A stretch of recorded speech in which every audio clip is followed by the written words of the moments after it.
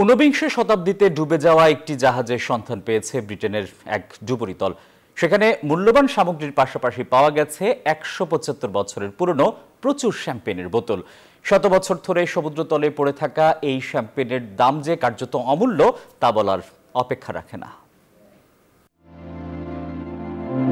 গত ১১ জুলাই বাল্টিক সাগরে অবস্থিত ওল্যান্ড দ্বীপের দক্ষিণ থেকে প্রায় ২০ নটিক্যাল মাইল দূরে ডুব দিয়েছিলেন ব্রিটেনের ২ ডুবুরি। প্রায় ২ ঘন্টা ধরে সেখানে অনুসন্ধান চালাচ্ছিলেন তারা। সেখানেই তাদের নজর পড়ে একটি ডুবন্ত জাহাজ।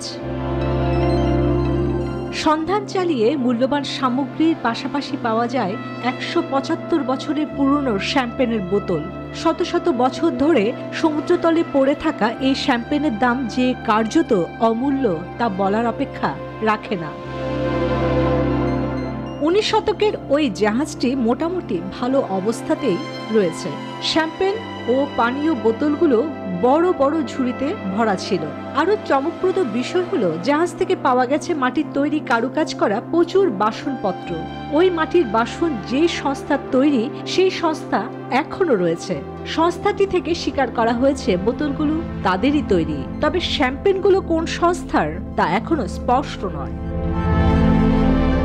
চন্দ্রানী চন্দ্রা, নিউজ 24।